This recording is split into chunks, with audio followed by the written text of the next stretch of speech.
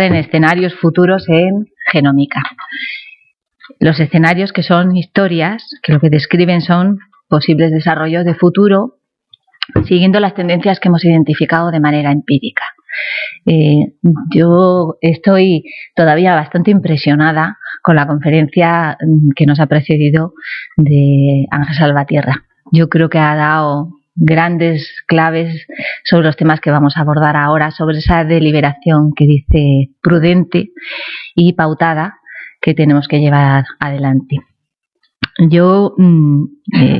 Vamos a hablar de genómica y salud pública y nos encontramos con dos corrientes de pensamiento, entre los que consideran la medicina genómica como el nuevo paradigma de la salud pública y los que lo consideran simplemente pues una herramienta. Dentro de los que dicen que es un nuevo paradigma, este enfoque sería hablar de la genómica poblacional, con el que lo que se pretende es predecir la susceptibilidad de los individuos a desarrollar alguna enfermedad, implementar estrategias preventivas, encontrar bancos terapéuticos específicos e individualizar los tratamientos según las características genéticas de los ciudadanos, ya no solo por sus características clínicas, sino además por su perfil molecular.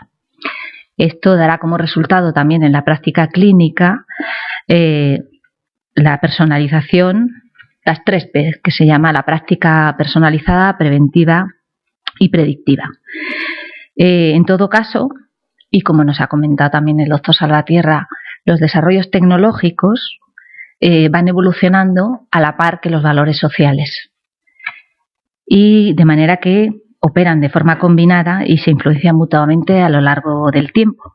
En estas jornadas, 11ª jornada de salud pública, vamos a discutir alrededor de estas tendencias que afectan a la salud pública y que configurarán los escenarios futuros. Por un lado, en el ámbito de la genómica, hoy aquí en Granada, en las tecnologías de la información y la comunicación en Córdoba, y también con el cambio climático que se hará en Sevilla. Pero no podemos olvidar esa reflexión de todos los aspectos éticos que entran en juego y que tendremos que considerar, también el tema de los costes, la sostenibilidad y algunos otros elementos como cómo combinamos esto con los determinantes en salud. El objetivo de esta mesa es caracterizar la situación actual y deliberar sobre las tendencias en que se desarrollarán futuros escenarios de la medicina genómica a partir de las reflexiones y posicionamiento de nuestros 4 ponentes, que son 4 perspectivas absolutamente necesarias. Son la perspectiva ciudadana,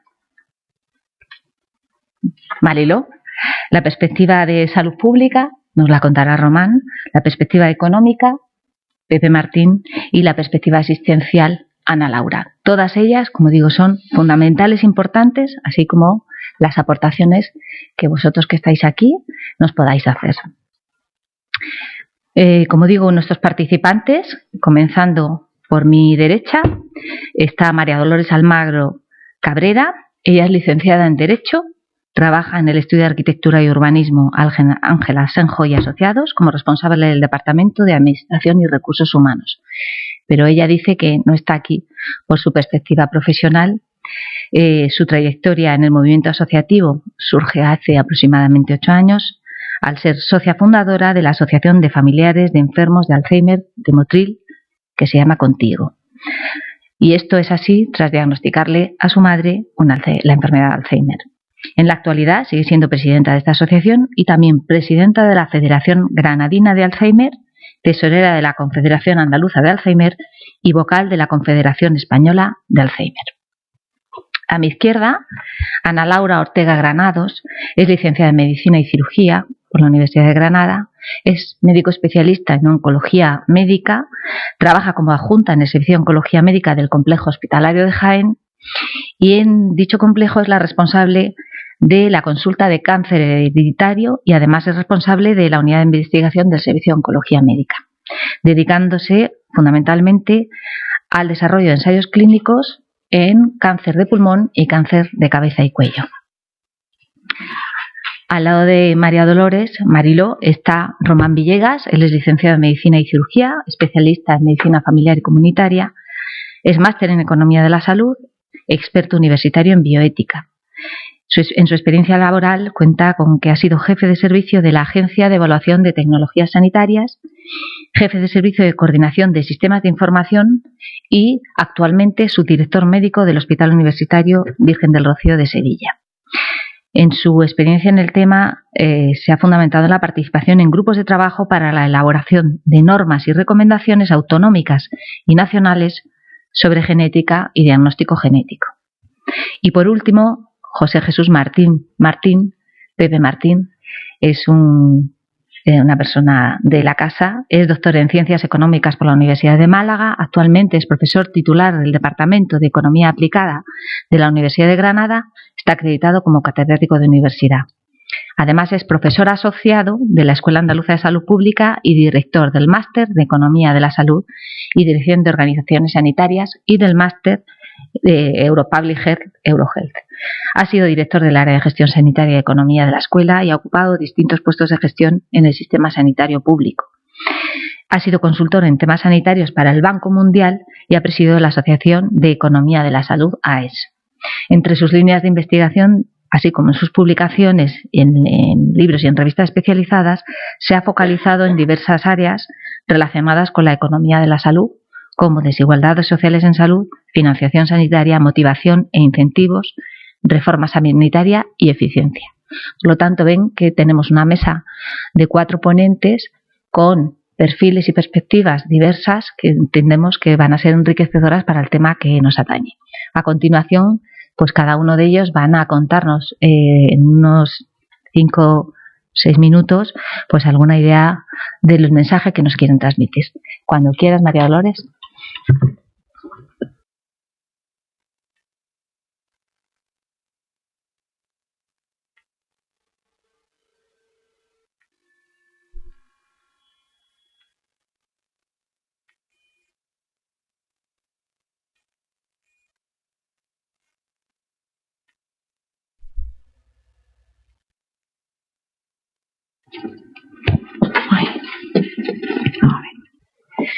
Bueno, pues buenos días. Como ha dicho antes, me llamo Marilo Almagro y vengo a dar la perspectiva de la ciudadanía en este tema que es la genómica. Cuando me propusieron hablar sobre este tema, pensé yo, ¿la genómica? ¿Esto qué? ¿Esto es ciencia ficción? ¿O qué? Yo sabía lo que era más o menos la genética, pero la genómica no. Esto tiene que ver con las personas. Me fui al diccionario y leí la genómica en el área dentro de la genética que se refiere a la secuencia y al análisis del genoma de un organismo. Es decir, contiene toda la información básica necesaria para el desarrollo físico de un ser humano completo. Este material genético está contenido a toda la información para la construcción y el funcionamiento del cuerpo humano. Y pensé, ¿entonces yo qué hago en esta mesa? No entiendo qué te hago yo en esta mesa con los compañeros que me han tocado. Después dije, bueno, la razón mía de estar aquí es que yo tengo que ponerme las gafas de la otra pata de la investigación. Yo voy a dar la visión de los pacientes o de la ciudadanía. Y aquí estoy. Nosotros somos los sujetos sobre los que se van a realizar la investigación, pero tenemos diferentes condicionantes, ya sean sociológicos, ambientales, laborales o económicos. Pero nosotros queremos que cuando participemos en esta investigación se cumplan una serie de principios que rijan en toda la investigación. Antes, el doctor Salvatierra ya nos ha adelantado casi todos los principios que deben imperar en una investigación, pero yo se lo vuelvo a recordar. Creo que debe imperar el principio de universalidad e igualdad, el de inclusividad, evitando toda la discriminación que pueda surgir, la equidad tan importante. Hay que atender a todos los factores que produzcan desigualdad en las personas, como son los recursos económicos, la clase social, los factores étnicos o culturales. Hay que introducir la perspectiva de género, porque yo conozco, la enfermedad que más conozco es Alzheimer. Casi la mayoría de las personas enfermas de Alzheimer son mujeres. La mayoría de cuidadores son mujeres. Y la mayoría de los que están investigando ahora mismo sobre Alzheimer son mujeres. Entonces, deberemos también pensar con esta visión de perspectiva de género. También deberemos regirnos por la integralidad y la transversalidad, por la cooperación. Debemos trabajar todos en una misma dirección y así compartir experiencia e información porque tenemos que conseguir fines comunes. Debemos que coordinarnos, Tendremos que ser corresponsales. Tenemos que tener un compromiso conjunto tanto de las instituciones públicas como nosotros para llegar a este fin común. Tenemos que también tener el principio de eficacia y eficiencia, de innovación que se ha dicho antes. Tenemos que potenciar la creatividad y las soluciones novedosas que hayan mostrado efectividad, es cierto. Debemos ser sostenibles, debemos tener calidad, tenemos que buscar la excelencia por encima de todo y en todos los ámbitos. Y por supuesto la transparencia, porque cuando hay dinero público y en investigación se invierte, hay que saber valorarlo y hay que saber también evaluarlo y tiene que haber una rendición de cuentas. Entonces llegué a la conclusión de que sí, que es importante la genómica, que depende de su desarrollo, así será la enfermedad. Pero, ¿quién es realmente el protagonista en la genómica? ¿La persona que hay que curar o la enfermedad? Pues yo sinceramente creo que la persona a la que hay que curar. Tenemos que poner el eje y centrar la investigación en la persona, incluyendo el amplio marco teológico, biológico, psicológico, social, cultural y espiritual que rige alrededor de esa persona, con el respeto a la autonomía, la responsabilidad y la dignidad de cada persona involucrada, y promocionar alianza a todo nivel. ¿Y qué componentes tiene que tener esta atención centrada? Podemos explorar los aspectos biomédicos. Podemos comprender íntegramente a la persona en su contexto familiar, social y biográfico. Debemos encontrar un campo común en relación al manejo del problema por parte tanto del investigador como de la persona que se está investigando. Debemos incorporar la promoción de la salud y la prevención, reforzar la relación entre el investigador y el paciente y el uso realista del tiempo y de los recursos. Tenemos mucho que hacer, sí, y la sociedad lo que quiere es que se fomente más la investigación, que se incrementen más las dotaciones presupuestarias, que se faciliten los proyectos e iniciativas privadas, que existan políticas proactivas que impulsen y favorezcan los ensayos clínicos, pero también de prevención y de tratamiento, que se favorezca la interacción y comunicación entre los grupos que hacen investigación biomédica para así optimizar recursos y vías de financiación, y así como contar con la participación de las personas afectadas. Debemos también mejorar los sistemas de información, de encuesta, y así poder tener unos datos periódicos unificados y de calidad. Debemos abrir la mente, pero tenemos que tener en cuenta también nuestra ideología o la moral que tenemos. Debemos ser escuchados en nuestras necesidades por parte de la comunidad investigadora y científica. No queremos más paternalismo. Esto se está cambiando, pero se sigue haciendo paternalismo. Debemos dejarnos asesorar también, pero queremos tener la libertad de tomar las decisiones, sabiendo los riesgos y beneficios que conlleva esta investigación, pudiendo permitirnos salir de la investigación cuando no nos veamos capaces de seguir con ella, saber los resultados de esta investigación y sobre todo protegernos nuestra privacidad. Como idea fuerza y porque me dijeron que tenía que dar una idea de fuerza, es la investigación centrada en la persona. Como hay que tener en cuenta su historia de vida. Debemos avanzar hacia un sistema integrado de apoyo y atención social y sanitario centrado en las personas, adecuando a sus necesidades en cada fase de la enfermedad y que se potencie su participación y su autodeterminación. Muchas gracias.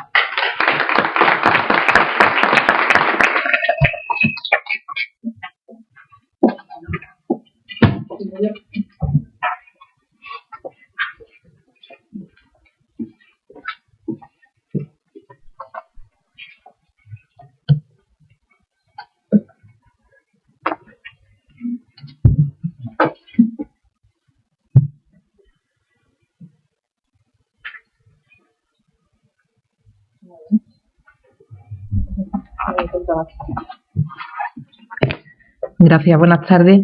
Es un honor estar aquí. Realmente, pues, aunque suene a perogrullo, pero tengo que agradecer el estar aquí, la invitación a la escuela, al comité científico y organizador y a la doctora María José Sánchez, que personalmente. Bien, para mí también es una parte muy personal la que voy a hablar, porque realmente no voy a contaros con Mariló la parte como paciente, pero yo sin los pacientes no puedo trabajar. Realmente mi vida laboral son los pacientes. Entonces, cuando me planteaban el hablar aquí, el contaros un poco la situación, mi perspectiva en esta pequeña presentación, pues yo me planteaba, esta es mi realidad. Realmente la genómica suena un poco a ciencia ficción. Antes el doctor Salvatierra, creo, porque no he tenido la suerte de escuchar la conferencia completa, que ha puesto en circunstancias, pero realmente en una consulta la genómica no es la base, pero en una consulta de oncología la genómica es una realidad y eso es lo que quiero transmitiros. La genómica realmente suena, pues, en ese paradigma de medicina personalizada, el tener una información que nos permita, pues, personalizar un tratamiento. Yo, pues, como oncóloga pienso muchas veces en tratamiento, pero realmente no es tanto que así, o sea, tiene muchos más aspectos. Ha definido Mariló el concepto de genómica y realmente, pues, yo quería poner un poco en concepto en cuanto al genoma, que se habrá hablado probablemente. Y con un día de diferencia, en febrero del año 2000, pues aparecieron estas dos importantes publicaciones científicas por las cuales en una compañía privada y en otra una compañía pública, pues se comunicaba por primera vez la secuencia de ADN del genoma humano. Y dio lugar, pues, en medios relativamente serios a portadas tan sensacionalistas como esta, hackeando el código hace 17 años, o portadas en medios como el New York Times como esto, pues los científicos han hackeado el código genético, esto va a dar lugar a realmente un cambio. Yo en ese momento, pues, estudiaba tercero de medicina aquí en Granada y justo entonces, pues, me estaban transmitiendo que el cáncer es una enfermedad genética. Y conclusión que sacamos todos, pues ya tenemos aquí el libro de instrucciones, aquí tenemos ya este problema resuelto y todo el mundo, ¿te gusta la oncología? ¡Qué feo! Es decir, no, sí, ya sabemos de qué va esto. Pero se puede parecer muchas veces el libro de instrucciones casi mal a un manual de IKEA y que el resultado sea un poco raro. ¿Por qué? Porque tenemos que tener en cuenta otros aspectos, como decía antes el doctor Salvatierra. Realmente depende de la perspectiva. Cada uno de nosotros tenemos 4 perspectivas distintas porque depende de cuál es nuestro objetivo, el conseguir. Por ejemplo, en esta publicación nos hablaban que hay personas a las cuales le hablas de genómica y su objetivo es mejorar calidad de vida. Para un farmacéutico probablemente se centre más en disminuir efectos secundarios. Para un gestor, pues sea disminuir gastos. Es todo eso la genómica. Para mí, pues una herramienta para conseguir esto. Paso a paso ir aumentando supervivencia, aumentando curación y mejorando calidad de vida. Y la usamos en la práctica diaria. Y os cuento mi práctica diaria, disculpad que sea así de reduccionista. La usamos como predicción y es una realidad, la usamos como un método de diagnóstico y lo usamos para el tratamiento. Como prevención, hablaba antes el doctor Salvatierra de los síndromes hereditarios. Están identificados y, de hecho, pues como decía la doctora Álvarez Osorio, forma parte de mi práctica habitual en 2 días a la semana, lo que se llama la consulta de cáncer hereditario. ¿Qué hacemos? Identificar familias como esta. Aquí veis un árbol genealógico en el cual veis que hay enfermedades en cada una de las generaciones, en este caso cáncer de mama, y además a edades cada vez menores. Esto se relaciona con mutaciones de un gen que es BRCA1, del cual se ha hablado antes. Y esto lo conocemos desde hace 15-20 años, podemos identificar ese gen. ¿Para qué sirve esto? Pues sirve para cosas como esta. No todas las cirugías profilácticas realmente tienen indicación, pero en este contexto, en familias con esta alteración genética, reduce el riesgo de cáncer y reduce la mortalidad el hacerse una salpingoforectomía bilateral profiláctica, es decir, extirparse los ovarios de forma preventiva. O bien en pacientes en personas sanas, perdonad, yo me voy siempre a pacientes por mi especialidad, en personas sanas que tienen un síndrome de Lynch, es decir, una predisposición genética con un gen identificado que aumenta el riesgo de cáncer de colon. El hacer colonoscopia, que serían estas 2 líneas, versus no vigilarse de ninguna manera, supone más riesgo de muerte. Un 65% más de riesgo de muerte si una persona no se vigila. Realmente, en este contexto, el riesgo genético está muy definido y es un porcentaje muy pequeño de la población, menos de un 5% probablemente de la población general, pero están justificadas la realización de algunas conductas en este caso. En cuanto al diagnóstico, ahora me paso a mi otra parte de trabajo, que es el cáncer de pulmón fundamentalmente. El cáncer de pulmón, pues en ese momento que yo comencé mi formación en medicina, pues hablamos de una enfermedad en general, pasamos a hablar de células pequeñas, no células pequeñas. Después empezamos a hablar de que había pues adenocarcinomas, carcinomas escamosos, empezamos a pedir más información y a día de hoy tenemos todos estos subgrupos que veis aquí, que ahora después os voy a contar. ¿Y por qué? Por lo mismo, porque realmente haber ido conociendo esos subgrupos que se caracterizan genómicamente nos ha permitido no curar, o estoy hablando de cáncer de pulmón avanzado, pero sí pasar de una supervivencia de 6 meses a 36, 40 meses en los casos que identificamos alteraciones genéticas. Realmente merece la pena. Y estas alteraciones, que son pues esta lista de genes que se encuentran algunas veces, otras veces no, muchas de ellas se asocian a cáncer en no fumadores, realmente, pues como os decía, han ido avanzando nuestra información a lo largo de los años y nos ha permitido seleccionar a ese porcentaje de pacientes a los cuales le podemos ofrecer un tratamiento concreto, con menor toxicidad y mayor eficacia. Eso es un hecho y una realidad actualmente desde hace años en las consultas de oncología. Y en el futuro pues vienen aún más dianas, aún más puntos donde podemos incidir con tratamientos o con alguna medida. Realmente esto está sirviendo para avanzar, como os comentaba. Vuelvo a poner una gráfica de supervivencia, pero en este caso no con respecto al tiempo, ¿vale?, sino diferenciando la banda naranja, pacientes a los cuales le podemos ofrecer un tratamiento dirigido, es decir, contra una de estas alteraciones genéticas, contra pacientes sin estas alteraciones genéticas. Veis cómo es superior y que si se usa el tratamiento dirigido podemos alcanzar en cáncer de pulmón metastásico a una supervivencia superior a los 3 años y medio, esto era en 2014, se estima ahora que casi los 4 años en estos casos. Para el futuro, toco la parte que queda de mi trabajo diario, los ensayos clínicos. Los ensayos clínicos para los que usamos fármacos, porque es una de las herramientas que tenemos los oncólogos, nos permite seleccionar y ver si realmente un tratamiento es eficaz, como sabéis de sobra. Existen 2 grandes tipos de ensayos que se están llevando a cabo en los últimos años, que son los ensayos paraguas, los Umbrella Trial, y los ensayos Cesta Basket, que gracias a las alteraciones genómicas que se identifican en un individuo, y como decía Marilo antes, realmente lo primero es el individuo, si no está esa persona enferma no podemos buscar esa alteración genómica. Si hay una alteración concreta, ofrecerle el fármaco en concreto. En el caso de los ensayos Basket, en los ensayos canasta, independientemente de la enfermedad que tenga, por ejemplo, pues pueden agrupar pacientes con cáncer de páncreas, cáncer de pulmón, pero con una misma alteración genómica y ofrecerles un fármaco para tener un mayor volumen de pacientes lo antes posible y conseguir una respuesta lo antes posible. Con respecto a los ensayos paraguas, en este caso partimos de una sola enfermedad que vemos múltiples alteraciones y según la alteración que se encuentre se le ofrece al paciente un tratamiento u otro. Así se pueden obtener resultados dentro de una sola enfermedad e ir personalizando el tratamiento. Pero con respecto al tratamiento no solo lo que es usar fármacos, la conferencia que os recomiendo que la veáis, la que nos han puesto en el descanso, es apasionante. La conclusión de este oncólogo americano era que vamos a acabar curando no con pastillas sino con células. Esto ya empieza a ser una realidad. La modificación, la terapia genética, lo que pasa es que en mi campo no es diario, entonces no me voy a parar a contaros. Pero realmente el conocer esas células, y no solo el genoma, sino todo lo que hay alrededor, que es lo que complica esta historia, pero al mismo tiempo, como bien saben muchos de los presentes, pues realmente es el reto y es lo interesante. Integrar toda esa información nos va a permitir identificar grupos de riesgo para poder, por ejemplo, pues en cáncer de pulmón localizado, como en este trabajo, quién tiene un bajo riesgo y solamente necesita un tratamiento como en la cirugía o quién tiene un alto riesgo y tenemos que utilizar otros tratamientos además de la cirugía.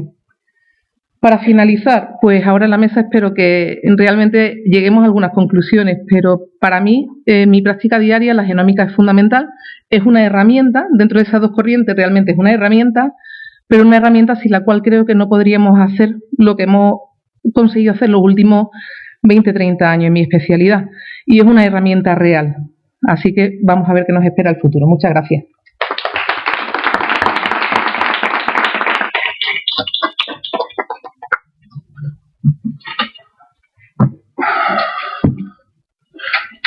Buenas tardes. Lo primero me gustaría agradecer a los organizadores haber contado conmigo, porque siempre es un placer venir a la escuela, que yo considero parte de mi casa. Tanto así lo considero que os tengo que decir que venía tranquilo, muy tranquilo, hasta que parado en Estepa me he dado cuenta que me había olvidado la presentación. Realmente eran solo 6 diapositivas, o sea que tampoco os perdéis mucho.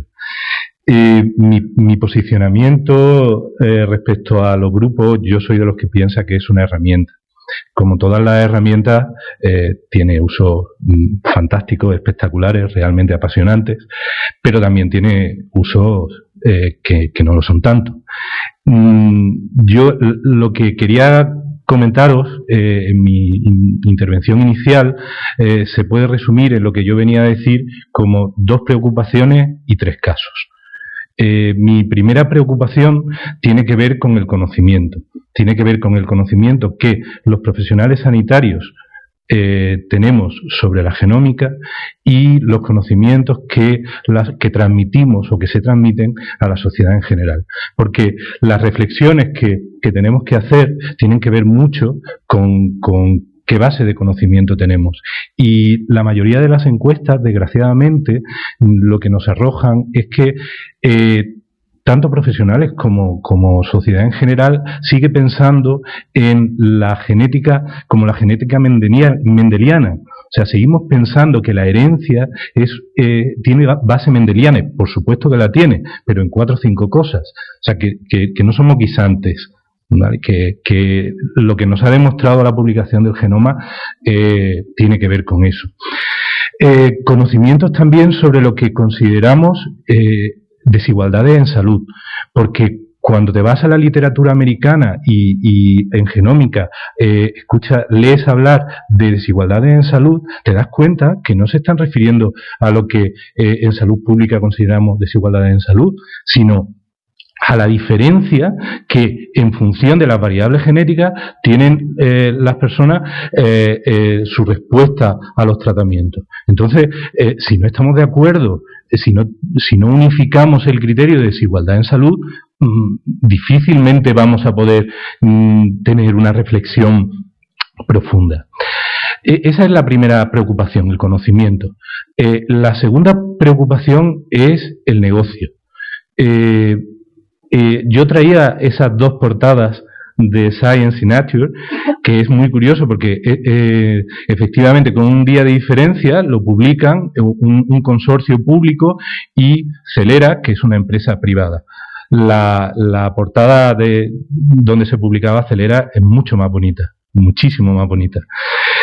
No solo eso, sino que cuando se ha publicado el mecanismo de acción del CRISPR, la herramienta de edición genética, fijaros hasta dónde llega el negocio, que Nature hace una portada mucho más bonita, es mucho más bonita, pero además enlaza directamente con descárguese salvapantallas, descárguese fondos de escritorio para el móvil, ¿vale?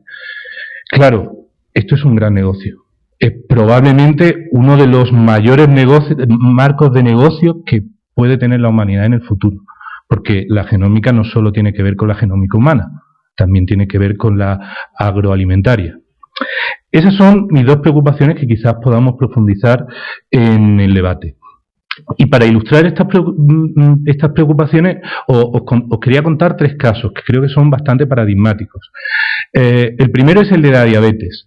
En 2004, un poquito después de la publicación no del borrador, que fue en 2001, sino el definitivo, que fue en 2003, en 2004 se publica una editorial en JAMA en que se dice textualmente que es preocupante cómo nos enfocamos a un conocimiento espectacular, pero reciente, olvidándonos de la gran base de conocimiento y de evidencia que hay de cómo los factores socioeconómicos afectan a la salud humana. Y parece que de repente ese gran cuerpo de conocimiento y ese gran cuerpo de evidencia lo hemos olvidado. Conocemos las bases genéticas de la diabetes, pero os aseguro que la epidemia de diabetes que hay en Estados Unidos tiene poco que ver con esa base genética y tiene mucho que ver con los estilos de vida y con las condiciones socioeconómicas. El segundo caso es el de la leucemia linfoblástica aguda. La leucemia linfoblástica aguda tiene una baja prevalencia en las personas que tienen ancestros afroamericanos. Sin embargo, la tasa de supervivencia es mucho menor. Lo que te muestran los estudios es que cuando a esa población con baja incidencia pero con menor supervivencia le das unos cuidados sanitarios de la misma calidad, la supervivencia sube y mejora. ¿Vale? Y el tercer caso es el que ya me parece más bonito, es el de la warfarina. Sabéis, la warfarina conocéis que es un anticoagulante importante, ha sido revolucionario, pero tiene un gran problema, que es su estrecho margen terapéutico, lo cual hace que clínicamente estemos valorando a los pacientes muy frecuentemente y haya un riesgo de sangrado o un riesgo de efecto tromboembólico, ¿vale? Bien, hay una descripción enorme de variaciones genéticas que afectan a esta diferencia en el efecto de la warfarina. Bueno, pues ha hecho falta 9 ensayos clínicos y un metaanálisis para demostrar que en el brazo en el que utilizamos un algoritmo genómico no hay diferencias significativas respecto a un algoritmo clínico bien estructurado. No hay. El último ensayo clínico, que es el más grande, hay algunas diferencias estadísticamente significativas, aunque clínicamente, bueno, digamos grises, pero el metaanálisis que tenemos, de 2007, no nos ofrece diferencias significativas, ¿no?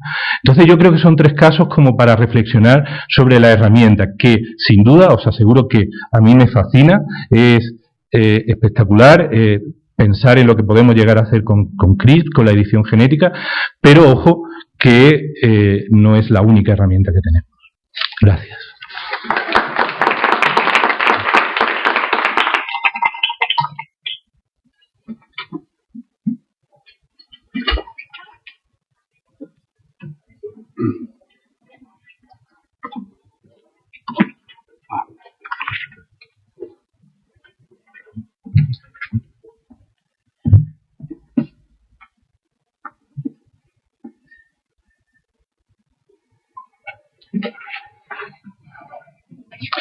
Buenos días.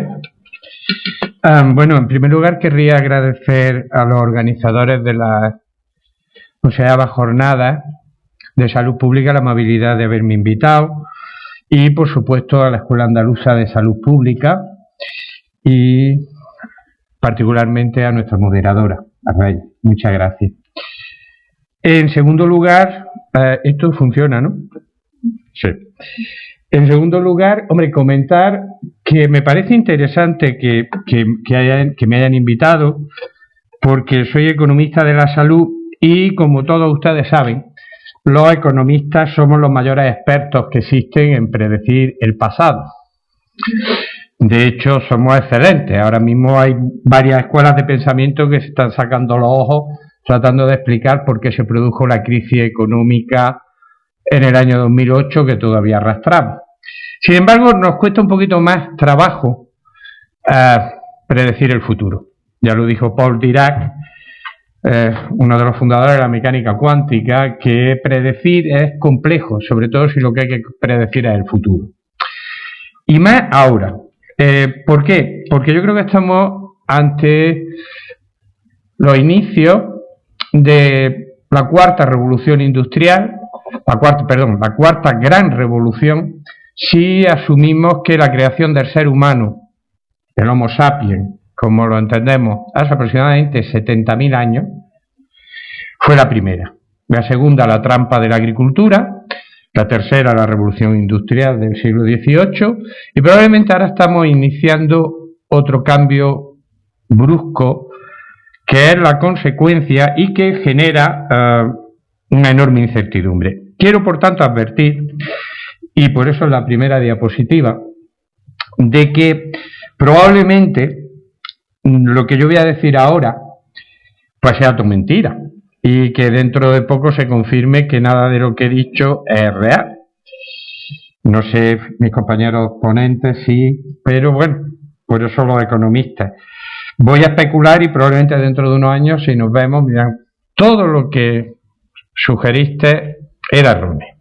Pero allá voy. Estamos entrando en una fase en que la economía institucional denomina la interacción de tecnologías disruptivas. Entendemos por una tecnología disruptiva aquella que en el plazo de una generación, a lo más de 2, cambia drásticamente la forma en que la gente vive piensa y trabaja, elabora y labora, en una o dos generaciones. Esos son momentos históricos pequeños. En este caso en particular, yo propongo como marco teórico de análisis el que tienen en la diapositiva. En primer lugar, un problema de confluencia. A estudiar la genómica en términos agregados, que es como yo lo voy a hacer, o como yo voy a sugerir, puede que en el debate esta idea pueda ser interesante, tal vez no se puede hacer solo. ¿Por qué? Porque la genómica está cada vez más íntimamente vinculada a otras dos tecnologías disruptivas, sobre todo las tecnologías digitales, la bioinformática y de hecho el CRISPR, C9, todo eso es Big Data, todo eso es cada vez algo más indistinguible. Un genetista, un biólogo, un especialista en oncología, cada vez más pierde de vista que tiene que saber informática, tiene que saber interpretar bases de datos, tiene que saber sus rutinas. Y luego la nanotecnología.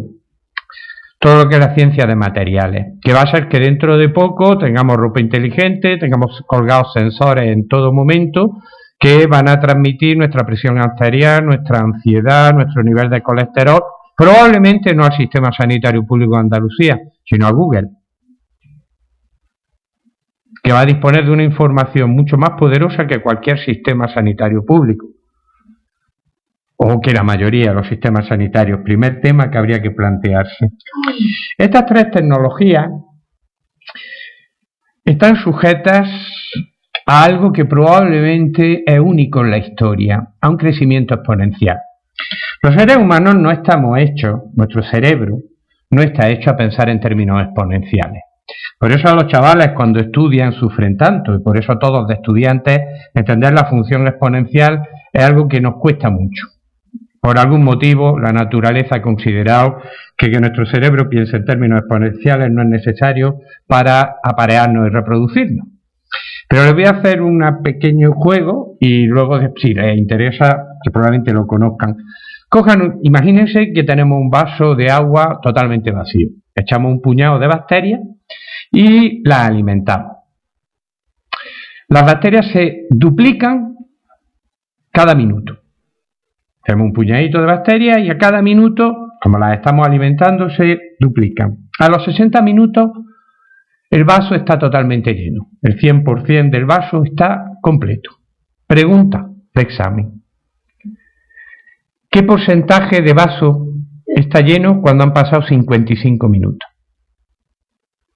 Ya tienen, si no la saben, tienen que pensar, si la saben tiene truco. Estas tres tecnologías están generando históricamente un cambio exponencial. Y este cambio exponencial va a crear rupturas, como no habíamos visto, probablemente desde la revolución industrial y probablemente más agresiva en menos tiempo, por el crecimiento exponencial, en nuestras instituciones, es decir, en las reglas de juego formales e informales, lo cual incluye la ética, los valores, las normas que consideramos legítimas en muy poco tiempo. Y estas tres cosas es las que yo creo que pueden prefigurar el futuro. Y entonces, claro, me preguntarán, ¿y a dónde vamos? Ah, pues no tengo ni idea. ¿Por qué? Porque la historia humana es un sistema caótico de segundo grado. Como ustedes saben, las matemáticas del caos, que cada vez son utilizadas más en economía, surgen en 1973 con un meteorólogo, Lorentz, que plantea el primer modelo de predicción del clima, que da lugar a que ahora salga la gente con tantos trajes y ropa bonita y tan simpáticos contándonos que nunca va a llover, y con tres ecuaciones diferenciales parciales sencillitas. Esto se ha complicado mucho y la matemática del caos tiene aplicación en prácticamente muchísimas disciplinas: física, química, biología, genética. Pero la historia humana se caracteriza porque es un sistema caótico de segundo grado. ¿Esto qué quiere decir? Que como los seres humanos somos intencionales y por lo menos creemos que somos conscientes, cuando predecimos algo, esa predicción la incorporamos como input y rápidamente cambiamos el futuro al incorporarla como predicción. Es decir, vamos contra un objetivo móvil que cambia cada vez que nos imaginamos para dónde va. Lo cual hace que predecir pues sea realmente bastante especulativo. A partir de este modelo, que quizás tenga alguna utilidad, les sugiero que se bajen, por ejemplo, porque a mí me ha gustado bastante esta proyección del futuro, no solo de genómica ni de tecnología en salud, sino global. Se lo pueden bajar en la red, tiene su interés, probablemente al mismo nivel que el oráculo de Delfos, pero lo que me interesa resaltar es el análisis tan completo que hace de la interrelación entre genómica, bioinformática y tecnología de materiales. Por ejemplo, estamos probablemente no muy lejos de poder imprimir órganos. Y estamos probablemente no muy lejos de actuar sobre la línea germinal de los seres humanos, no sobre su línea, no únicamente sobre la línea somática. Esto plantea cuestiones de envergadura, ya que tenemos que decidir si trasladamos a nuestros descendientes características para siempre, es decir, si modificamos nuestro concepto de especie codificada en el ADN. Y esto es una pregunta difícil, como algunas otras que ahora voy a plantear y que quizás tengan algún interés. Por hacerlo rápidamente y no aburrirlo, en primer lugar, todas estas innovaciones, que es una mezcla, como digo, de tecnología robótica y de genética, nos van a plantear varias cuestiones que en el caso de los sistemas que aspiran a tener una igualdad de acceso y un sistema público de financiación, plantea retos a mí me parece muy difíciles. Uno, no tenemos claro ya qué va a ser enfermo y qué va a ser sano. ¿Financiamos el Viagra o no lo financiamos? ¿Financiamos la alopecia o no la financiamos? ¿Financiamos mejoras genéticas en terapia, en genética embrionaria o no? Porque la genética embrionaria está a las puertas de poder tallar, de hecho ya se hace en Estados Unidos, es de poder redefinir características de sus descendientes, cultivando determinados embriones en placas de Petri. No solo vamos a eliminar un gen defectuoso o parte de un trozo de ADN defectuoso, sino que vamos a poder mejorar, por ejemplo, la masa muscular o la masa atlética, donde ya se han identificado 7 genes que son los que fundamentalmente constituyen a eso. ¿Y quién no quiere un hijo fuerte? Una hija. Y en segundo lugar, ¿cómo vamos a parar el enorme mercado que se avecina y que está controlado por grandes multinacionales? ¿Cómo vamos a parar el mercado de diseño de seres humanos mejorados? De eugenia pura y dura. ¿Y cómo vamos a impedir que quien tenga dinero no pague eso? ¿Y qué va a ser unos sistemas sanitarios frente a ese reto?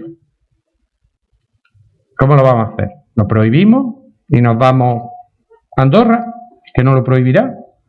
¿O nos vamos al RIF, que tampoco lo prohibirá? En un mercado global en donde el mejoramiento humano haya una posibilidad fáctica, a pesar de que todavía ignoremos muchísimo del tema. Y en tercer lugar, por ejemplo, me he centrado, por acabar, tenía más pero la he borrado, en la explosión de investigaciones que hay en genómica de población.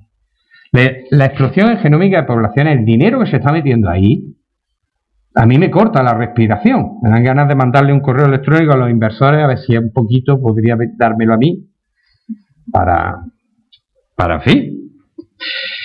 La genómica de poblaciones, me gustaría plantear un problema puramente de teoría del conocimiento para que ustedes la piensen. Fíjense, los médicos están comprando el paradigma genómico. Y el paradigma genómico es algo que no va en relación a la tradición clínica de toma de decisiones. Porque la decisión clínica es fundamentalmente una decisión bayesiana, que se retroalimenta en función de la prevalencia o no de la característica de una enfermedad. Si yo tengo un nivel de hierro alto, pero la población preseleccionada no lo tiene, ese valor de hierro alto no es preocupante. Sin embargo, la biología de la especie, la biología, ha propuesto otro paradigma en donde al parecer en los genes está todo. Y sorprendentemente la medicina y los médicos la están comprando masivamente. Y en los genes no está todo, en los genes falta mucho, por eso está la epigenética. Dos personas que no tenemos relación entre nosotros tenemos el 99,9% de los genes. Y sin embargo hay notables diferencias entre nosotros. Entre el genotipo y el fenotipo es donde existe espacio todavía para tomar decisiones clínicas. Y aunque es verdad que un determinado gen puede predisponer a tener una propensión a tener un cáncer de pulmón o a tener un cáncer colorectal, en un 50%, por ejemplo, sin embargo, no podemos caer en la falacia ecológica. Y un individuo en concreto no se le puede asignar una probabilidad del 50%. De hecho, incluso sabemos que que las enfermedades monogénicas, como puede ser la fenilcetonuria, hay personas que teniendo elevados los niveles de fenilcetilina, sin embargo tienen inteligencia normal y no tienen ninguna de las características. Vuelvo a repetir, la descripción clínica es una descripción bayesiana. La genética de especies, la genética de poblaciones es un modelo teórico. Los genes son información, no realidad objetiva. Entonces, esto es un debate, yo entiendo epistemológico, lo mismo les pilla lejos, pero me gustaría plantearlo porque me interesa. Todo esto es el dinero que se está metiendo. No voy a contarles lo que hay, y todo esto va a aportar secuenciación de los genes humanos de niños, grandes, adultos, y además, por ejemplo, algunos grandes experimentos como el de Estados Unidos, se va a hacer además midiendo el entorno, las características epigenéticas. Las características epigenéticas a través de sensores, a través de cada vez que una de estas personas voluntaria, no solo se le secuencia el genoma, se le sigue 24 horas al día cuándo lee, cómo tiene la presión arterial, en qué entorno se ubica, cuál es su trabajo, qué nivel de estatus social tiene, si se irrita, si la pareja le dice que sí, que no, o todo lo contrario. Y esto plantea otro problema que tiene que ver con los genes y con la revolución tecnológica. ¿Dónde queda nuestra privacidad?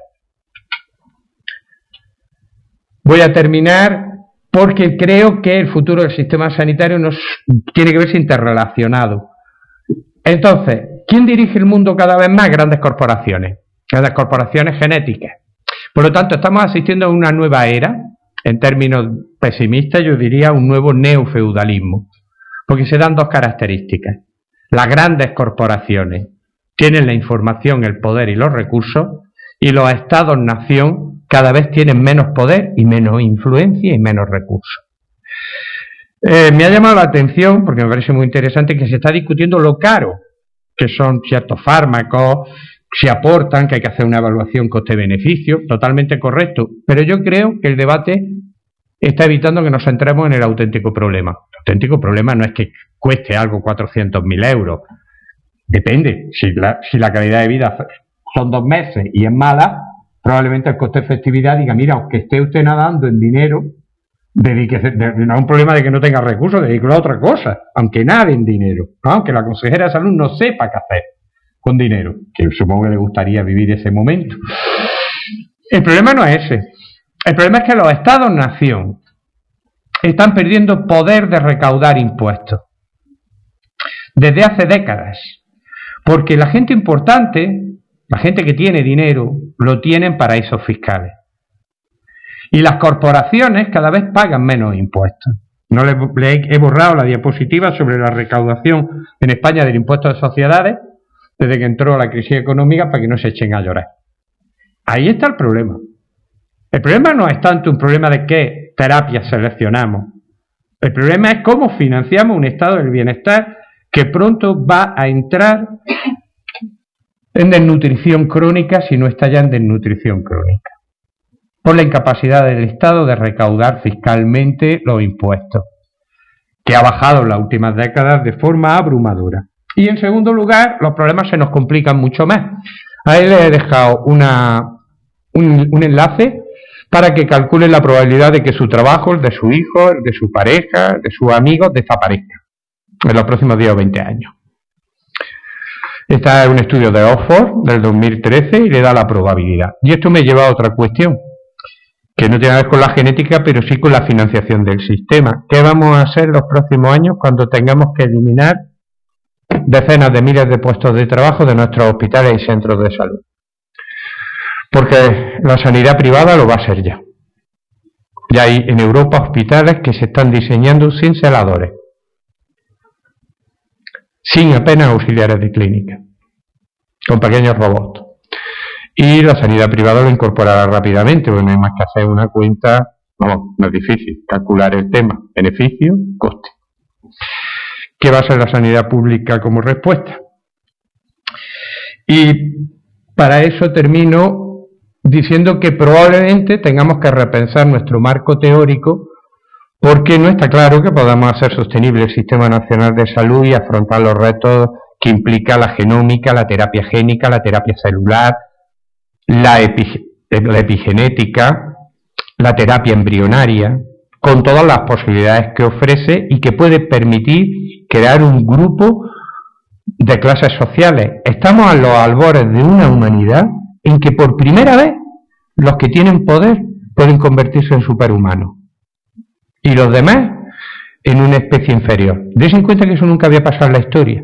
El señor feudal, el millonario del capitalismo del siglo XX, era igual que el campesino, era igual que el obrero. Lo diferenciaba los millones, la educación, la cultura. Pero ahora estamos a los albores de tener superhumanos, de tener realmente dos especies distintas. Y eso, la verdad, pues da un poco de susto. ¿Qué tendríamos que pensar? Y con esto termino. ¿Cómo vamos a cambiar a nivel macro las reglas y las institucionales para organizar la nueva sociedad? En ese sentido yo soy pesimista, porque en España, en primer lugar, necesitaríamos un Estado fuerte y no lo tenemos. En segundo lugar, deberíamos estar pensando en los retos que tiene un mundo que cambia vertiginosamente con la confluencia de la genómica, la digitalización, la inteligencia artificial, en donde ya no tenemos privacidad, en que cada vez que usted entra en Internet y le da me gusta a Ricky Martin, pues se sabe. En un mundo en donde no tenemos privacidad, en lugar de estar hablando de estos retos, estamos entretenidos en un debate decimonónico sobre identidades y pueblos que recoge lo peor del nacionalismo alemán del siglo XIX, y vamos a seguir metidos en eso durante años, en lugar de estar pensando en si podemos sobrevivir, no ya si podemos hacerlo mejor. A nivel de organizaciones sanitarias debemos de repensar qué vamos a hacer, porque probablemente tengamos que cambiar drásticamente la forma de organizar la salud pública. En Estados Unidos ya hay iniciativas en donde los médicos de primaria mandan a un pool de los mejores especialistas los informes y le hacen preguntas clínicas para evitar las listas y las consultas de especialistas. ¿Por qué no podemos hacer eso? ¿Por qué no podemos reorganizar el sistema sanitario público y trasladar gran parte de la toma de decisiones? ¿Para qué? ¿Por qué tenemos que tener agendas con listas de espera cuando gran parte de eso se puede resolver online? Por ejemplo, podría decir más. Y finalmente, a nivel micro, a nivel de profesionales, los profesionales van a tener que replantear su marco de toma de decisiones teniendo en cuenta lo que he comentado antes, la diferencia que supone, teóricamente, pensar en términos deterministas con el marco de la genómica y la cultura de decisión clínica, que siempre es un alimento bayesiano ante incertidumbre.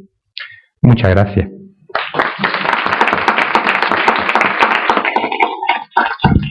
Muchas gracias, Pepe, que además no nos ha puesto ni un solo dato económico.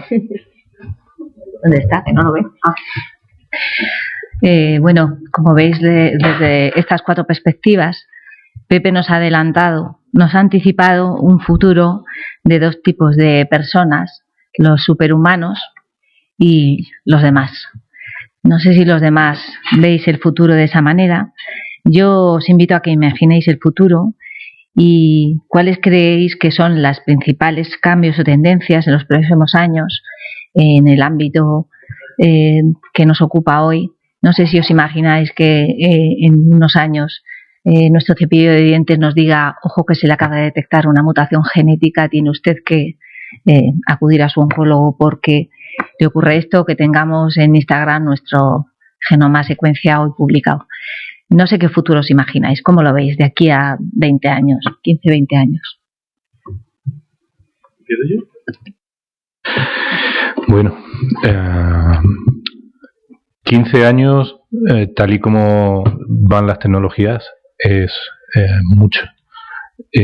Pepe nos ha pintado perfectamente lo que significa la disrupción y lo que significa el cambio exponencial. Es difícil, pero al medio, con seguridad, la tecnología relacionada con la secuenciación rápida y masiva va a estar a un precio muy asequible y probablemente en muy poquito tiempo todo el mundo va a estar secuenciado. Yo no, yo me negaré a que me secuencien sin duda, pero a lo mejor llegan a obligarme y todo, porque esa es parte de la reflexión que tenemos que hacer. Y como segunda tecnología, la edición genética también va a disminuir de precio de una manera espectacular, seguro, en un horizonte entre 5 y 10 años, y van a aparecer nuevas herramientas que van a mejorar CRISP, que lo van a hacer más fiable. No hablo de eficaz, hablo de fiable, es decir, que va a editar mejor lo que quiere editar. Y probablemente esas son, en el aspecto genómico, las dos tecnologías que van a explosionar en los próximos 5 o 10 años. Y hay una cosa que, respecto a lo que ha comentado Pepe, me parece muy importante y que enlazaría con la segunda parte de sistemas de información. Esa parte es imprescindible para hablar de genómica. La capacidad de almacenamiento y la capacidad de cálculo el aumento son necesarios para tratar la genómica como la tratamos hoy. Y solamente me gustaría recordaros el caso de Iñaki, el alcalde de Bilbao. ¿Recordáis a Iñaki Azcuna, alcalde de Bilbao? Tuvo un cáncer de próstata que hizo público.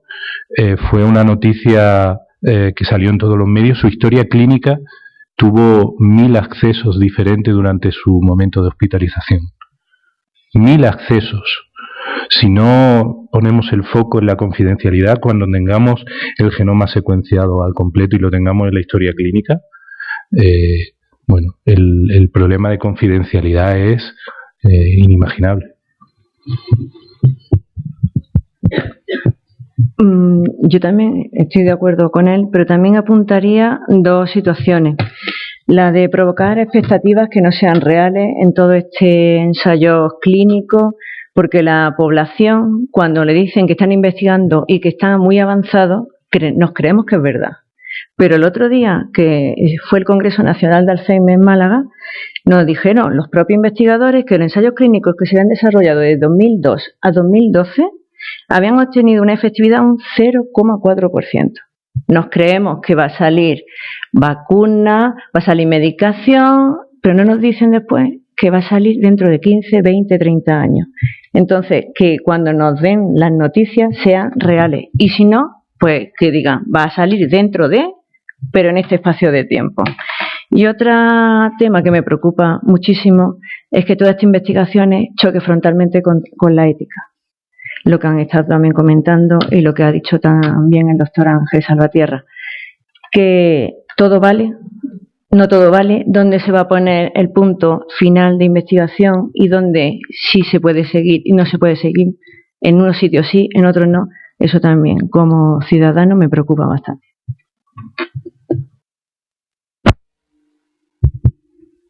Realmente sigo por orden, la ética es fundamental.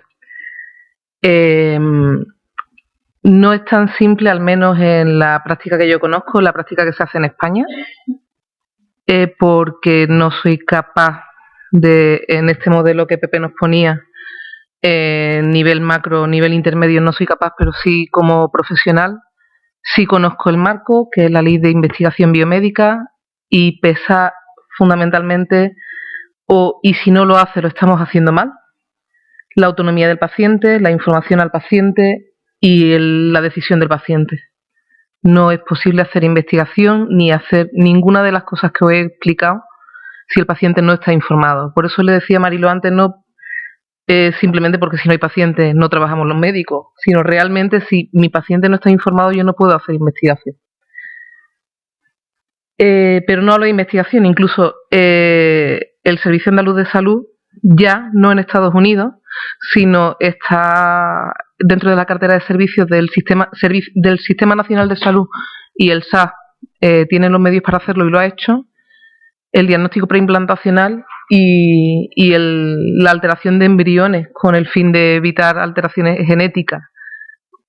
Dentro del grupo de las que hoy he hablado yo, de las que predisponen a un cáncer hereditario.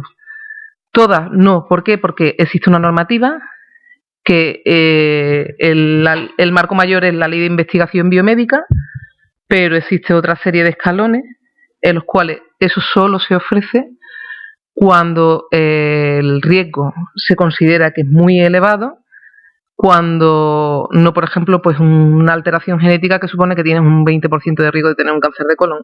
Es el riesgo poblacional que tenemos por el estilo de vida que llevamos.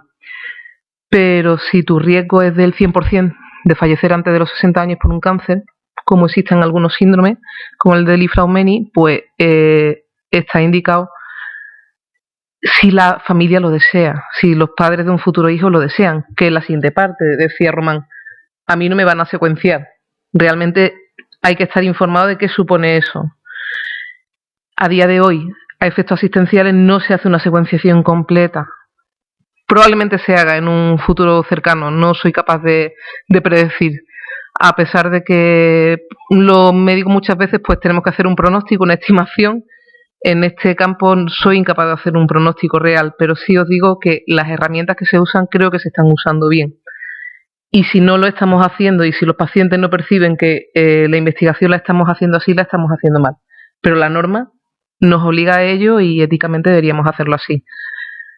Las perspectivas en los ensayos clínicos pues varía según el campo terapéutico, el campo de qué enfermedad. Pues es cierto que hay enfermedades de las cuales se avanza a un ritmo tan lento como el que tú cuentas, Mariló, y otras se avanza a un ritmo un poco más rápido, aunque realmente luego las consecuencias se ven a más medio plazo. Pero sí es cierto que si no seguiríamos mirando la orina al trasluz, como se hacía hace 500 años, si no damos esos pasos, pienso. Pero siempre en un marco, por supuesto, y con una normativa, sin lugar a dudas. Sin eso, no es posible. Gracias. Tú hablas de un marco, Pepe. ¿Es suficiente ese marco? ¿Qué más tenemos que hacer? Porque tú has puesto interrogantes encima de la mesa, pero ríngate un poco. Bueno, yo no lo sé. De hecho, el marco de las leyes para regular la investigación. ¿Y qué más? Pues es complicado. Como tú decías, con dinero. Sí, vamos a ver, el problema, pero es fuera de la genómica. A mí sí me gustaría plantear ahora, comento lo de las tres tecnologías, pero el problema fundamental es que probablemente, o quizás, estamos asistiendo al principio del fin del estado del bienestar y del estado de nación, superados por grandes corporaciones. Voy a dar un dato. BlackRock no es una discoteca, para los que no, es el principal fondo de inversión del mundo, cuyos activos superan los 3 billones de euros. Billones europeos de euros. Para que se hagan una idea de la dimensión, España, la 12ª potencia mundial en términos de crecimiento económico, solo en eso, no estoy diciendo que seamos ni mejor, en términos de PIB, Producto Interior Bruto, uno los coge, somos los 12, para bien y para mal, mueve 1 billón. Es decir, tenemos una empresa privada que es simplemente una empresa de inversión, BlackRock, que probablemente ha tenido algo que ver con la salida del Sabadell, más que Rajoy, probablemente, porque era el principal inversor extranjero. Y claro, este tipo de empresas no sabe dónde está España, no entiende de banderas, pero dice, oiga, yo quiero una rentabilidad del 4% en una estabilidad. Pero bueno, este tipo de empresas, he puesto un ejemplo, pero piensen en Amazon, piensen en Google, piensen en Microsoft, pero además tienen todos los datos. Cada vez que entramos en Internet, cada vez que damos a me gusta, cada vez que mandamos un WhatsApp, cada vez que tecleamos, ellos están grabando nuestro perfil, especificando nuestro perfil, y en unos años todos vamos a salir a hacer footing, los que lo hagan, o a andar, los que lo hacemos cargados de sensores, y estos sensores se van a acumular en tiempo real. ¿Qué sistema de información público pueda poder competir? ¿Cómo vamos a competir con millones de datos en bases de datos agregadas con un poder tremendo? Por eso hay algunos autores, algunos futurólogos que hablan de una especie de neofeudalismo, una minoría de gente superpoderosa que no tiene nada que ver con los seres normales y que además va a poder modificarse a su gusto. Entonces, ¿qué habría que hacer? Pues yo creo que solo, y no hace falta tampoco ser muy listo, lo que pasa es que es probablemente imposible, necesitaríamos estructuras de gobierno de no mercado al mismo nivel. Digamos, la solución sería una Europa más fuerte. Dicho de otra manera, justo al revés de lo que está pasando en España. Necesitaríamos menos España y más Europa, y necesitaríamos más España y menos comunidades autónomas. No sé si se me entiende. Cada uno al nivel que sea. Y entonces, claro, esa estrategia es la única que puede enfrentar a corporaciones que tienen un poder tremendo, porque además por primera vez ellos lo que tienen es información sobre nosotros. O sea, desde la Revolución Francesa todos nos hemos convertido en liberales, en el sentido filosófico del término. Seamos socialistas, seamos de derecha, seamos tal. ¿Liberales en qué? Le hemos dado importancia a nuestro yo. Pero está llegando un momento en el que yo va a desaparecer, porque lo que estamos es conectados a un montón de redes en las que no nos importa perder privacidad. Y luego, por terminar, yo creo que en el futuro, o sea, en los próximos años, vamos a tener que plantearnos, porque la tecnología va a ser la genética de poblaciones, la secuenciación genómica. Como hemos estado comentando, por 199 € te secuencian no todos los genes, pero sí 7.000, 8.000 bases en donde están prácticamente toda la codificación de proteínas y de enfermedades. Eso vamos a tener que empezar a pensarlo en el sistema sanitario público de Andalucía, y esto está planteando ya graves problemas personales en Estados Unidos. Estados Unidos se rige a nivel federal por la ley GITA, que garantiza, aprobada en época del señor Bush, después de estar 12 años parada en el Senado norteamericano, que garantiza que no habrá discriminación por la información genética en el caso de suscribir pólizas de seguro sanitario y de algún otro seguro. Sin embargo, deja descubierto un montón de cosas, por ejemplo, el seguro de vida o seguro frente a enfermedades crónicas.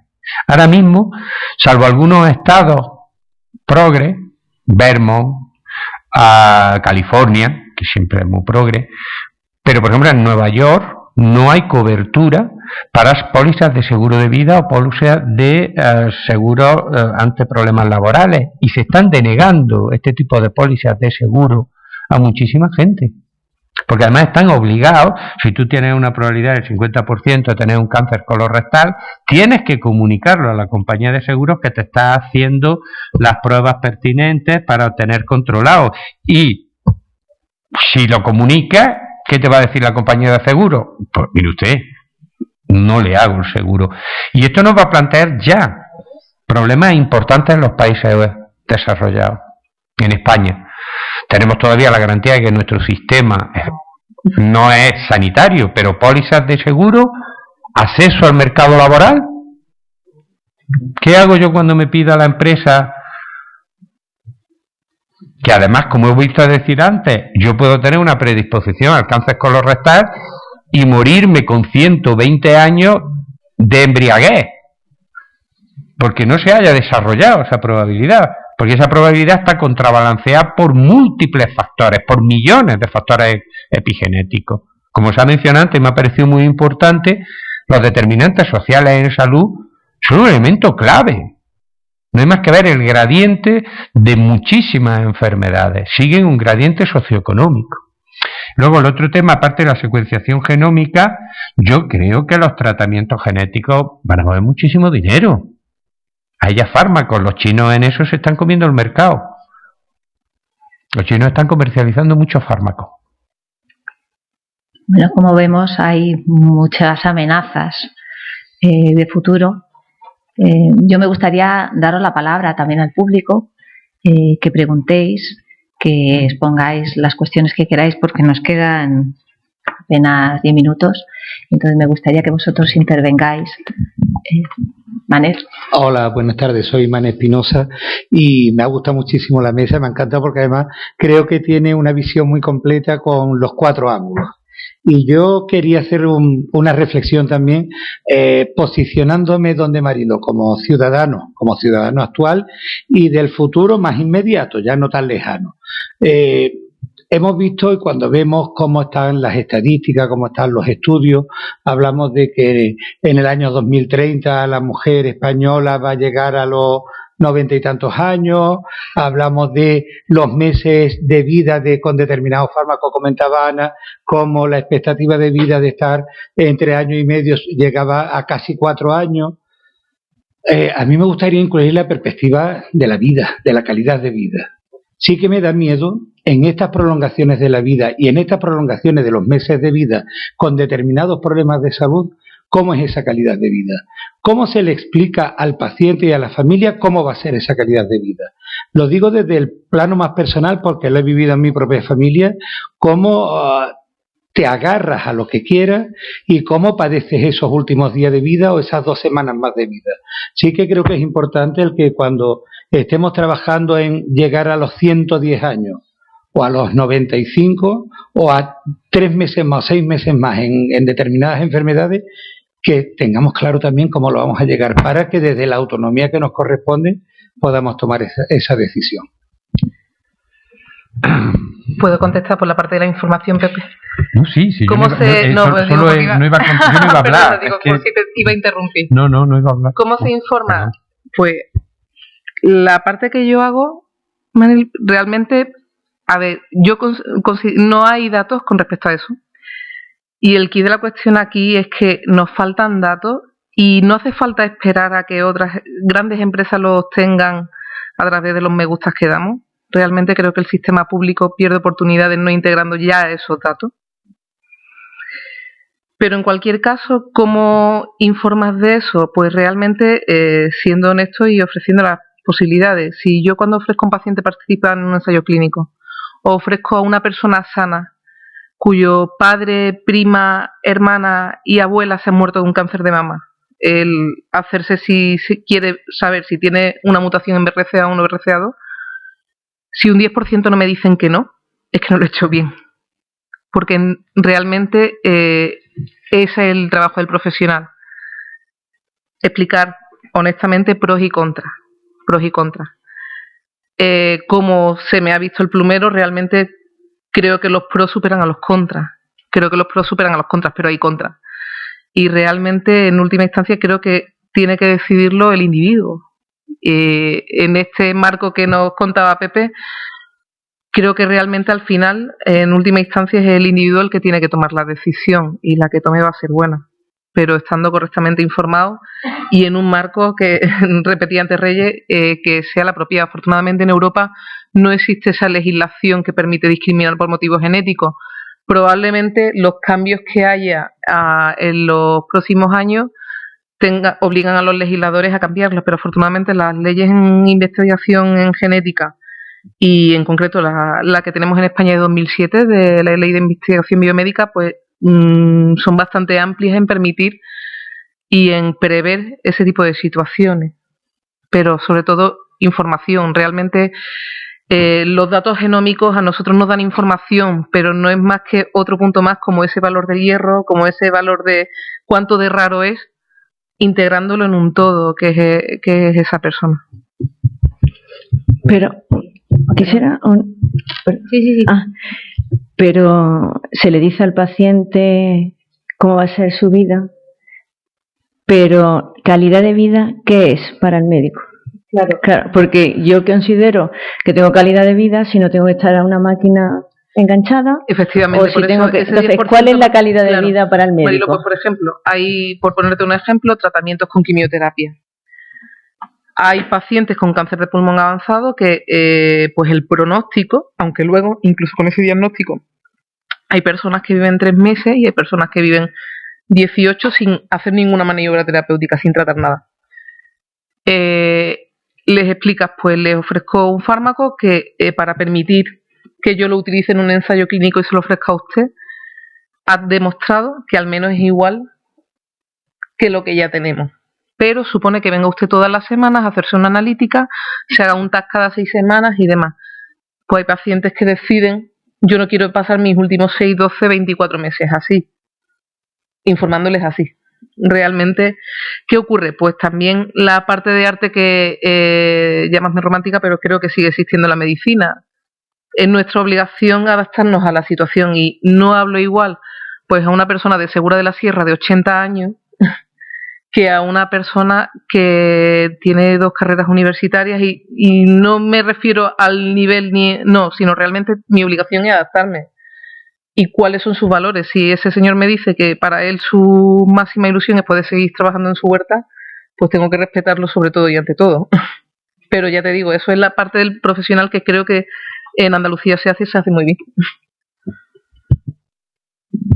Bueno, yo también, enhorabuena a toda la mesa, me ha encantado. Llevo trabajando en genética de siempre y por eso me suena raro algunos comentarios como que es ciencia ficción, o sea, sabiendo que yo nací en el 77, la primera secuencia, terminé la carrera justo cuando estaban esas 2 portadas y yo empecé haciendo marcadores 1 a 1, que nos costaba 48 horas ver un resultado genético y ahora hago un ESOMA en 3 días. O sea, pero realmente decir que es ciencia ficción, cuando yo hice mi primera librería de NGS en 2010 o 2009, por ahí andaría, de hace 7 o 8 años, cuando estamos muy acostumbrados a que otras cosas rápidamente lleguen, ¿no? El iPhone sale, todos nos acostumbramos, sabemos trabajar con esa tecnología, pero yo creo que hay una falta de formación y de información, falta grandísima de formación, por eso una herramienta puede ser una cosa grandísima o una cosa muy pobre, dependiendo de quién la utilice y cómo la utilice, ¿no? Porque si un médico sabe realmente utilizarla, no le va a dar muchísimo peso a la genética, porque le va a dar el peso que tiene. Como decíais, todos los caracteres y todos los factores ambientales son tan importantes en muchas. También sabemos que otras, la genética lo es todo. O sea, también hay que decir que hay algunas enfermedades monogénicas que cuando aparecen, y si te lo dicen, pues lógicamente es el clínico el que tiene que saber si se la tiene que decir o no se la tiene que decir, y el paciente que tiene que saber si quiere recibir esa información o no quiere recibirla. Y eso a ser de la ley biomédica de 2007, o sea que yo creo que tienen el derecho a conocerlo si ellos quieren y si no, a no conocerlo. Y en cuanto a la información, hombre, lógicamente los titulares que vemos día a día hacen que la genética de miedo y que la genómica de miedo, porque realmente sí cae en manos malas, pero pasa lo mismo con un coche, con una furgoneta cuando cae en manos malas. O sea, realmente hay que saber utilizar esos datos, esa información, y la investigación igual. La investigación, la gran mayoría va a la basura, pero no podemos vender a la basura. No podemos decir eso, porque si decimos eso, ¿quién financia la investigación? Pero sí que es verdad que la gente dice, oye, pues yo que parece solución y los pacientes y las personas que trabajan y están en los ensayos clínicos se van a eso y muchas veces dicen, no, es que no es falsa expectativa, pero es que es verdad, esa es normal que el paciente se clave a ese clavo ardiente. Y yo creo que, no sé qué opináis vosotros de la formación y la información en genómica, que es una cosa que quería que hablarais un poco, ¿no? Cómo se está dando, cómo salen los medios de comunicación, porque realmente creo que es el gran problema de la genómica. Si me dejas. Bueno, pues cuando a mí me dijeron que si quería participar en esta mesa redonda y me hablaron de la genómica, yo hice una encuesta entre mis amistades, ¿no? Y dije, me han dicho que tengo que hablar de esto. Y todos me dijeron, ¿eh? Entonces, y son personas que considero formadas e informadas. Entonces, creo que la genómica, a los que está investigando, sí, pero a lo mejor falta información y que llegue la información veraz. A lo mejor sí, unas portadas así muy impactantes, pero a lo mejor no está llegando a la población real, a la población a pie de calle. Creo. Pero bueno, después si empiezas a mirar y tienes curiosidad, si ves, han secuenciado en marzo aquí en España, en Cataluña, el ADN del Alzheimer, o sea que sí, que se está, pero ya te tienes que meter a investigar. Si eres de pie de calle, creo que falta información. Fíjate que yo había empezado diciendo que tenía dos preocupaciones y la primera preocupación era el conocimiento.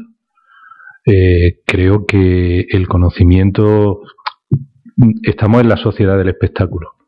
Se vende a base de titular y además necesitas titulares para poder vender, porque si no, no te ponen anuncios y si no te ponen anuncios vas a la quiebra. Por tanto, continuamente estamos descubriendo el gen D, continuamente estamos descubriendo la cura D y continuamente estamos llegando a 150 años de vida. Pero no nos olvidemos que en ese espectáculo también estamos nosotros, también estamos los investigadores, porque también mucho de nuestro trabajo va en eso. Claro, la generación de expectativas es clave. El cómo tú generas las expectativas y cómo las tratas es fundamental. Y es fundamental para todos los que estamos en esto. Para pacientes, sin duda, para profesionales, para investigadores y para toda la sociedad que está alrededor nuestro. Medios de comunicación inclusive. Vamos a dar una última palabra porque ya vamos un poquito pasados de tiempo. Le pido brevedad en el comentario y en la pregunta. Yo vengo del campo de la reproducción asistida y quería comentar como perspectiva de futuro, y todos los que han hablado esta mañana coinciden que el servicio público difícilmente va a llegar a poder darlo todo, ya sea porque el todo es muy grande o porque no va a haber recursos para darlo. Entonces yo creo que en los consentimientos informados, en el futuro, que es de lo que estamos hablando hoy, creo que se debería de incorporar en el sistema público no lo que hacemos, que esto ya lo hacemos, es decir, consentimiento informado, aquí le explico lo que yo voy a hacer, consecuencia y no consecuencia. Creo que habría que meter ya en el futuro lo que no hacemos. Es decir, va a haber muchas cosas que el servicio público no va a poder hacer. Y eso debería de figurar, o debería de plantearse en un futuro, de incluirse en los consentimientos informados. El no hacer. En nuestro campo ya hay una sentencia en España de 400.000 euros por el nacimiento de un niño con una enfermedad genética, y que el juez condena no por lo que había hecho el centro, sino porque no le había dicho a la paciente lo que no hacía. Entonces yo creo que el sistema público debería, y nosotros hemos hecho una propuesta a servicios centrales del SAS para que modifique, llevamos 7 meses esperando que se reúna la comisión de consentimiento informado para que ella apruebe, en este sentido, donde se dice lo que no hacemos. Bueno, muchas gracias por su aportación. No sé si queréis hacer algún comentario. Sí. Hola. Bueno, perdón, aprovecho su comentario para hacer una reflexión que me parece importante. Vamos a ver. Aquellas cosas que sean efectivas, ¿de acuerdo? Si no son efectivas, obviamente no tiene por qué hacerlo el servicio público, ¿no? Pongamos por caso, sí, la magia, el espiritismo. No, pero dice, esto no lo hacemos. Dice, bueno, pues no hay problema. Y esto se lo dan en la privada y sin problema, ¿no? La homeopatía, y en fin, tampoco quiero crear yo algún conflicto, ¿no? Suponiendo que la homeopatía sea irrelevante, entonces bien. Pero si algo es efectivo, en términos de reproducción asistida, en términos de identificación o, por ejemplo, silenciar un gen, ¿de acuerdo? O alterar la secuencia genética para que pueda producir determinada proteína, porque hemos detectado en el embrión, mediante biomarcadores, algún problema. Entonces, la decisión ética es compleja porque si el sistema público no lo ofrece y lo ofrece el sector privado que lo ofrece es aquellos que pueden pagarlo, obviamente. Y entonces, en ese sentido, volvemos al replanteamiento anterior. ¿No tendríamos que reflexionar sobre ¿qué tenemos que hacer para mantener un estado del bienestar?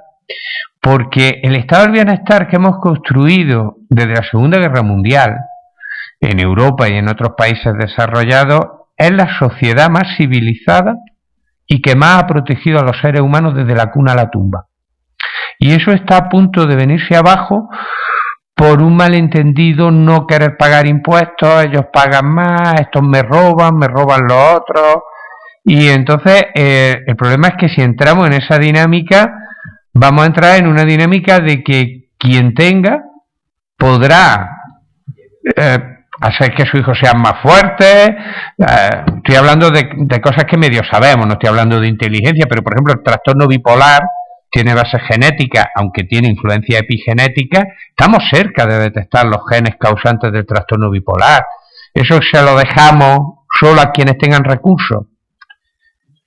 Y vuelvo a reiterar, y estoy de acuerdo en que aunque parezca que el problema son que las tecnologías son caras, que los nuevos fármacos son caras, hay que hacerse dos preguntas metaéticas, que no nos las hacemos, porque yo lo entiendo, sobre todo los gestores, que es que cuesta tanto, es que el fármaco...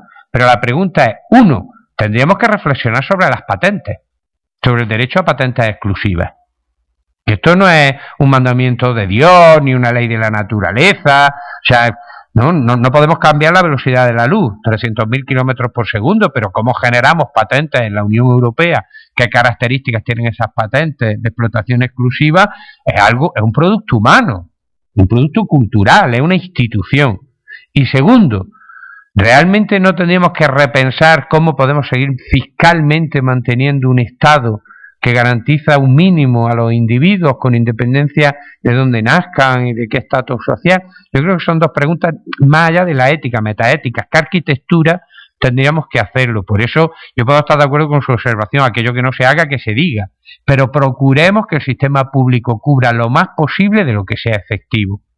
Y el problema, vuelvo a decir, no es el coste de cada cosa, es los derechos de patentes y cómo financiamos el sistema. Perdón por haberme alargado. Termino. 3,125%. Ese es el porcentaje de vaso que está lleno en 55 minutos. Solo el 3%. Y en 5 minutos se llena. Ese es el futuro que nos espera. Gracias, Pepe, por aclararnos la cuestión del vaso. Bueno, pues me toca cerrar la mesa. Yo estoy también muy contenta con las aportaciones de las intervenciones de las 4 personas que me han acompañado. Yo, por destacar algunos elementos, destacaría la solicitud de María Dolores de pedirnos que por favor hagamos una investigación centrada en la persona, pensemos en personas. En el caso de Ana Laura, ella dice que, bueno, la genómica es una realidad en su quehacer diario y su enfoque es la genómica como una herramienta y una realidad. En cuanto a Román, nos ha mostrado sus dos preocupaciones sobre el conocimiento y el negocio y ha hablado de la importancia de los otros determinantes, de los determinantes en salud en el ámbito de la genómica y de la toma de decisiones. Y por último, Pepe nos ha hecho una reflexión muy importante sobre la interacción de las tecnologías disruptivas, la interacción de la genómica con la bioinformática, la nanotecnología, este crecimiento exponencial que tenemos y, bueno, que el espacio de las decisiones clínicas está entre el fenotipo y el genotipo, que me ha parecido muy interesante. Y esa reflexión sobre los riesgos a los que nos podemos enfrentar con dos tipos de superhumanos, bueno, dos tipos de personas, los superhumanos, que son los que puedan pagar y los que no. En todo caso, lo que queda claro es que hace falta un conocimiento y una información mayor a la ciudadanía y un debate público en el que se pongan encima de la mesa cuáles son los valores, las ventajas y lo que nos puede aportar la salud pública, como lo llamamos desde el principio, a ver que no me equivoque yo en el término, la genómica poblacional, pero también los riesgos a los que nos vemos enfrentados y qué cosas tenemos que hacer como ciudadanos para intentar que no suponga un riesgo superior a los beneficios que nos pueda aportar y que además sea de una manera sostenible, con ese debate y ese análisis que nos hace nuestro economista de cabecera. Muchísimas gracias a todos. Yo creo que se nos quedan muchos interrogantes encima de la mesa, pero también se trataba de eso, de abrir la mente para tener cada vez más preguntas y bueno, ir trabajando entre todos y crear un debate en la población sobre hacia dónde vamos. Muchas gracias.